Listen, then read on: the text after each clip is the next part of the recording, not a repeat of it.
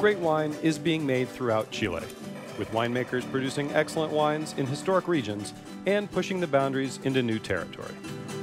Yet despite exciting developments and a rich history, Chile remains best known for its extremes: price point-driven consumer labels and expensive icon wines. Chile is the best country in the world. We're going to start with that. A lot of years ago, in Chile, we planted in any place, any grapes. And then, with the years, we understand that we need to plant the correct grape in the correct place. Chile was very industrial-minded in terms of winemaking, and we call it the industry. We don't call it the industry anymore. Chile, it was focused into the exports, and this means that you need to feed the markets. So the winemakers were making wine to feed certain markets. Cabernet Sauvignon, Sauvignon Blanc, Merlot, Reserva, Grand Reserva, and this is what you will find till today in the supermarkets all around the world. And this is the perception of Chile. Good value, good wines, but nothing really interesting. Chile has been playing a very safe game, I think, for the last, years, making wines who are value, or as you say, are very fancy. But there we have lacked, historically, the middle, where it's really the interesting stuff.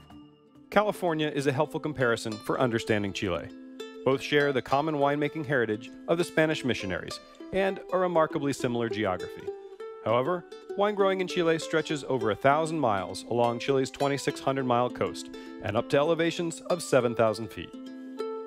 The history about the Chilean wine started at 500 years ago when the Spaniards arrived in Chile. During the colony of Spain people in Chile, they came through Spain, through Tenerife Island with the Listan Prieto grape. So they established the vineyards in the south of Chile, basically here. After Chilean independence, the elite looked to European culture as a model. Pre-phylloxera French vines arrived in the 1830s, and many estates were established in the decades that followed, imitating the chateau culture of France. 19th century, a lot of money in the mining industry. France was in fashion, Bordeaux came to Chile. That's when it was the second phase of renewal. Today, there's a wave of innovation in Chile. Producers are looking beyond the influence of Bordeaux, returning to their historical roots and experimenting with new directions. First was just making bulk and sell it to the cooperatives. Then was making wines, trying to copy a style, like Cabernet Sauvignon blend. And now we make the wine like it is, like it deserves. It's easy to think of Chile solely from north to south, but it's in fact the complex interaction of the western coastal influence and eastern elevation that defines the country's unique climates. Chile is very long, so you can split, from north to south. This is very logical because the weather is going to change a lot. But at the same time, you can split the country on three, basically. So coastal, the middle, and the Andes mountain range. We have natural barriers that is unique in the world. First, you have the desert in the north, then you have the mountains to the east, then the Patagonia with the icy fields in the south, and then in the west, you have the ocean.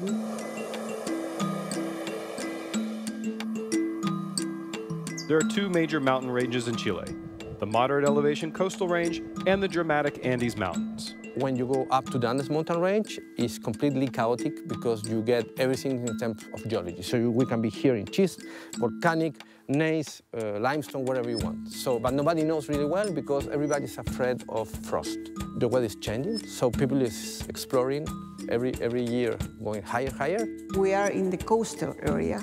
We are only 4 kilometers to the ocean, and we have the Humboldt currents that come from the south, and it has a lot of coolness in the water that brings a lot of humidity and coolness into this area. Access to water varies between growing regions. Some areas could face an existential threat as climate change creates variation in the glacial runoff that feeds key rivers. In the Entre Cordillera, in the mid-valley, you will find more fertile soils and more water available for bigger productions. Closer to the Andes or closer to the ocean, you will find less water available, poor soils, more personality at the end of the day. Chile's regional cuisine is driven by the country's extreme geography. Coastal seafood finds a natural match with cooler climate wines, while the hearty meat dishes from inland areas work well with reds from high elevation. Depends where you are in Chile. Remember that in the north we have the desert, in the south we have the glaciers, and the food and the people change a lot. And the wine change a lot also. If you are close to the coast, the seafood is very common and it's very famous. And in this area, it's very common to drink with Sauvignon Blanc, Pinot Noir, Chardonnay, a little bit of Riesling. If you move to the south part of Chile, for example, it's more traditional, a lot of lamb with the very rustic wine like Cariñena, like País, and so. There are 4 tiers of appellations in Chile: region, subregion, zone, and area. The 6 regions are Atacama, Coquimbo, Aconcagua, Central Valley, South, and Austral. But the 17 subregions are typically what is listed on wine labels. A notable exception is the Rappel Valley, where you're more likely to see the zones of Colchagua and Cochapual. But then you have from east to west. The Cordillera is the Andes mountain, Entre Cordillera, what is between the Pacific and the Andes, and then the Costa. The city of Santiago is the physical and economic center of Chile, with over a third of the country's population. In the Central Valley, you will see the main valleys: Maipo Valley, Cachapoal, and Colchagua, Curicó, and Maule. That is the Central Valley for Chile. Most of Chile's historic wineries are located in the Maipo Valley, which surrounds the capital city. Here, Cabernet Sauvignon is king, and it's easy to draw comparisons to California's Napa Valley. Just to the north of Maipo is the Aconcagua. Aconcagua is a really big valley, starting in the Aconcagua mountain. The Aconcagua mountain is the biggest in the Andes. If you are in the feet of the Aconcagua, it's very nice for reds. And then if you go to the ocean, it can develop really good Pinot Noirs and Chardonnay. While the Aconcagua Valley itself ranges from high elevation to valley floor to recent coastal plantings, just to the south, Casablanca and San Antonio are decidedly coastal. Casablanca is a cool climate valley, 18 kilometers from the coast. For me, the best Sauvignon Blanc and Pinot Noir come from Casablanca.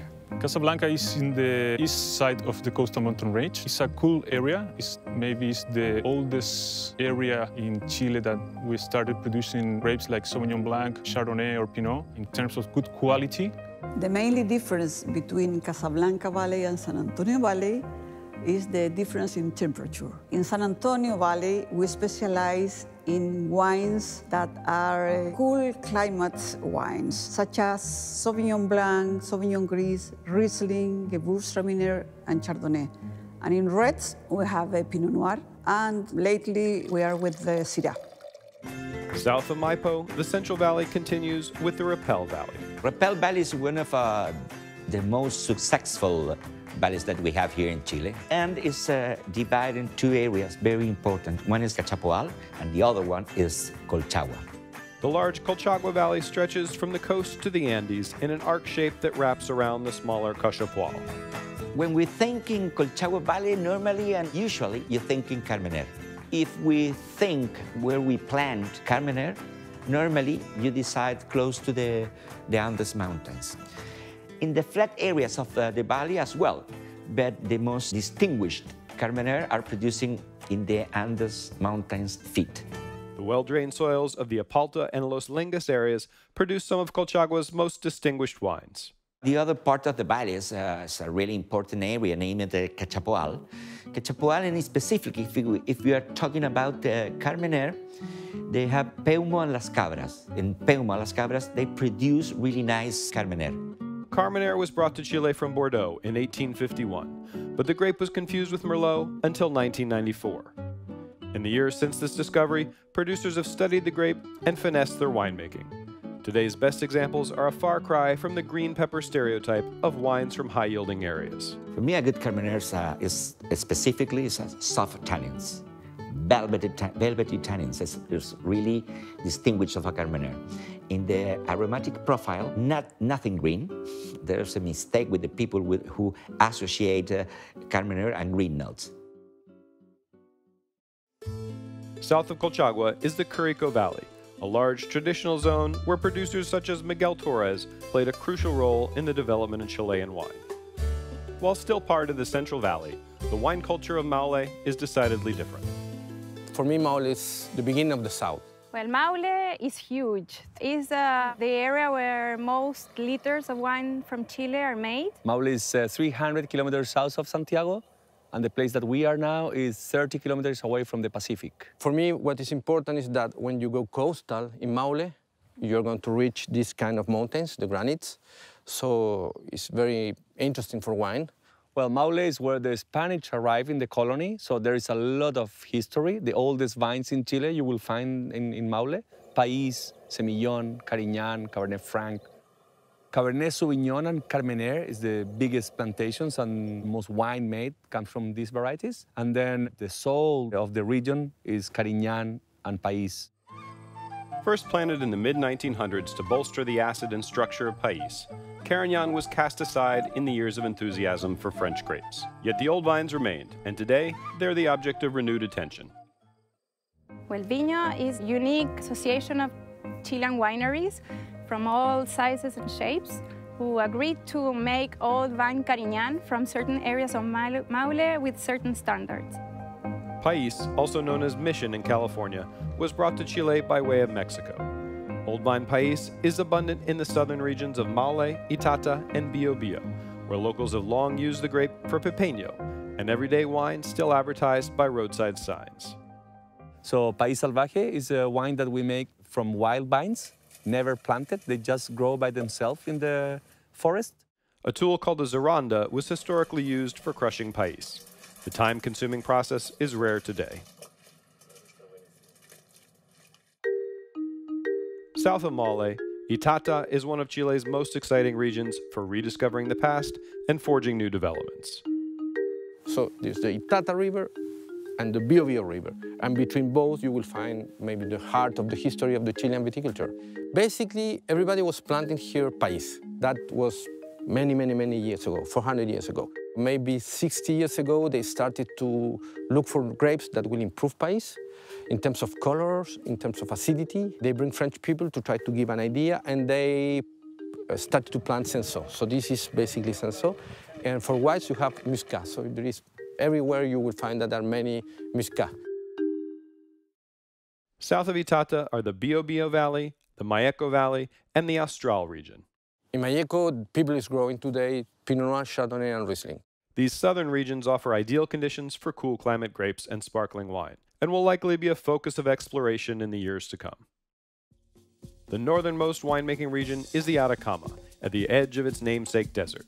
Production here is quite experimental, and most grape growers remain focused on pisco. Pisco is a spirit, it's a distiller of wine, and it's a DOC.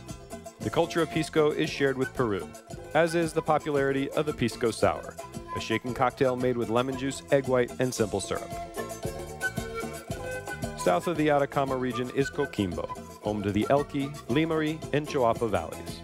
We are today in Elqui Valley. It's a 500 kilometers north to Santiago.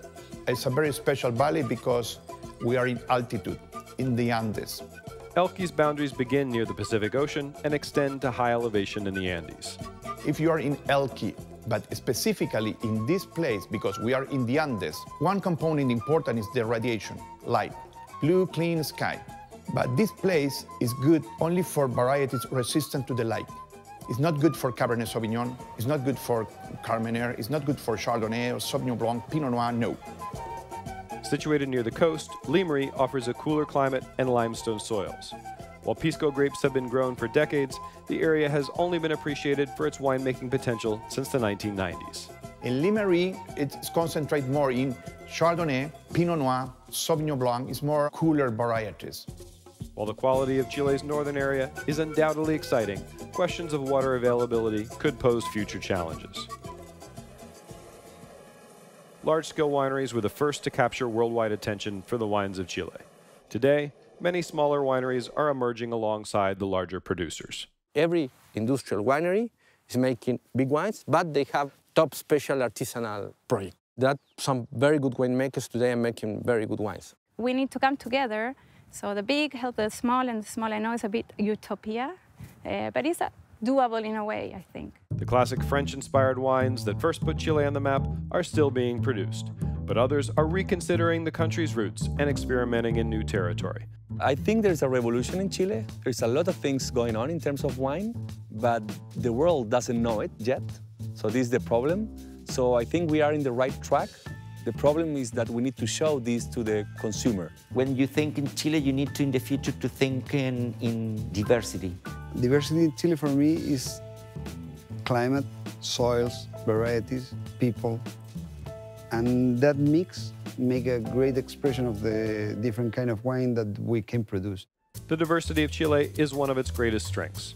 Long misunderstood as a quality wine-growing region, Chile is producing excellent wines in a broad range of styles, and increasingly demands renewed attention and exploration.